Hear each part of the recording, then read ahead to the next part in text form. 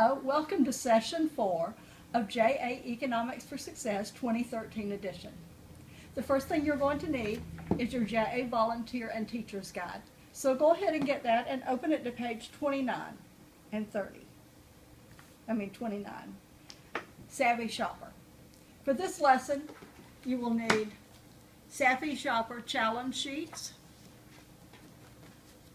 and Savvy Shopper bank cards. This lesson is about credit and debit cards. So you're going to be teaching young people the difference between buying something on credit, which is a loan, or buying something using their debit card, which uses money they already have. Students at this age are confused about the two, so it's very important to take some time to explain them the difference between the two so that they understand it. Help them to understand that with a credit card they're taking out a loan and that there will be interest charges that accrue. Those are things that young people struggle with, so it's important that you go over that with them. And they will have questions. This will be a lesson. They bring you a lot of personal questions.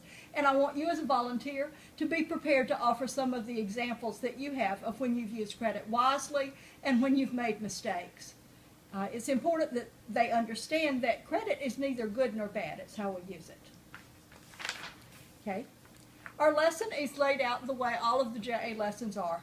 The first page will tell you my overview of what I'm going to do, my objectives, what I need to do to prepare, the recommended time, and the materials.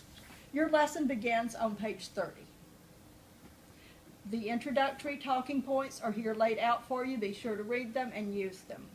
There's a session on page 31. This session right here for you to take notes that you can use in the classroom to illustrate the points you want to illustrate. The activity is going to be one where you put them in pairs. So that's what you need to do first, is put the students in pairs. The teachers will quickly tell you if students don't work well together. Each group of students will get one Savvy bank card and one Savvy challenge sheet. For the activity, you're going to ask students to read from this Savvy card bank sheet the information about debit cards, the information about credit cards. Read that aloud to them. And then explain that with the game that we're going to be quizzing each other to earn points for the correct answers. So you're going to time them, so make sure you have a clock or a watch so you can time them, and they get 5 minutes.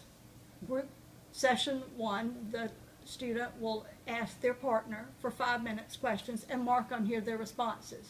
They don't grade them at this point. You call time, they trade places, and student B is going to be asking the question of student A. Again, time it, call time, and then you go over the answers with them, explain how they score points. This is an activity that the students will have a great time. They may argue with you about some points because of the age group, so be prepared a little bit for them to argue because that's what middle schoolers do. This is an activity that I would probably take a treat for the winning team, but that is certainly optional. Be sure you summarize at the end so that they pull it all back together. And that is our session on credit and debit and how to be a savvy shopper. Thank you.